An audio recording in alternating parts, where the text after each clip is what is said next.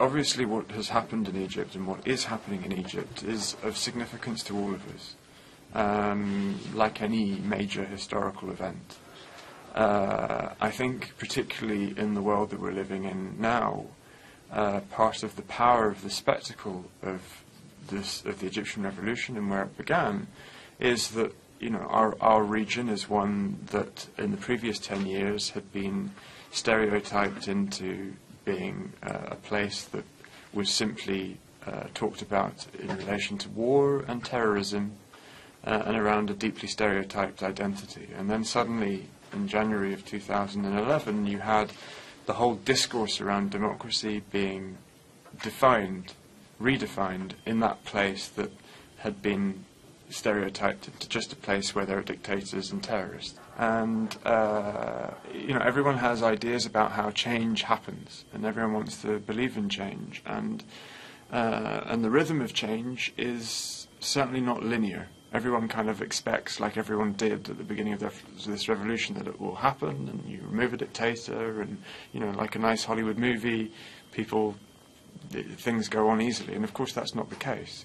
Change is actually much more so, rather than about the high points, it's about the low points. It's about what happens when you are threatened with failure, and yet despite that you keep going. Okay, you've said a lot there, but I want to latch on to the last bit. What have you seen? Can you tell me about the change? I mean, the film is so good at capturing the optimism of people in the streets right at the beginning, around January 25th. Tell me how things have changed in the last few years. What are you seeing there now? Well, things are moving very quickly. I mean, in 2.5 years, we've removed Mubarak, and then after him the military, and then after him Morsi and the Brotherhood, and now we've had, in the last few months, I believe the largest protest in human history.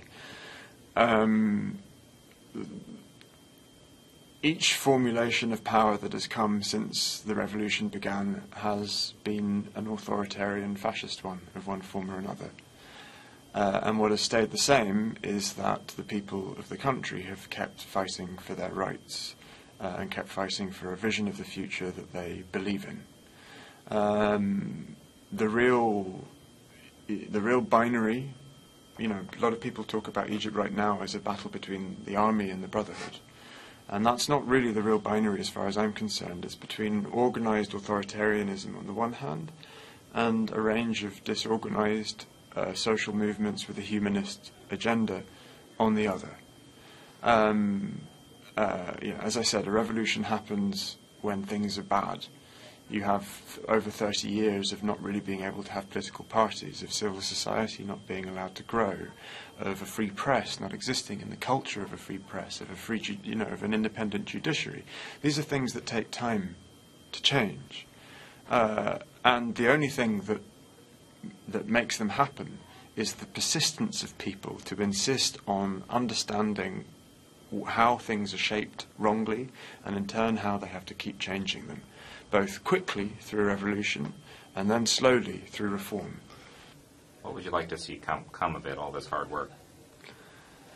I would hope that people, first of all, begin to understand the Egyptian Revolution in a real way from the film. I would hope that as well they begin to be able to reflect on their own participation in their own imperfect democracies, which I don't think there's anywhere in the world that has a perfect democracy. I would hope that they come out of it really challenging all the stereotypes that they've ever had about the region, which are still very dominant in Western culture, of which I'm also part. I would hope that they come out of the film and feel like they want to engage in the world. I think that's ultimately what this revolution is about.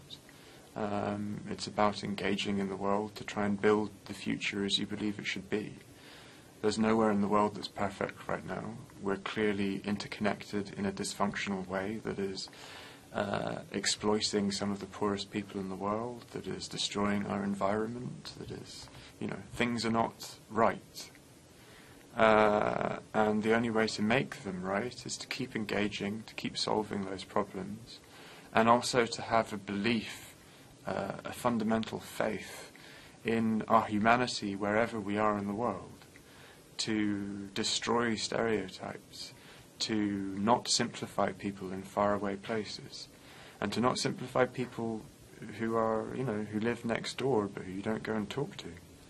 That's what, this is something that we all have to do wherever we are in the world. And, this film, along with many others, is an attempt to be part of that journey.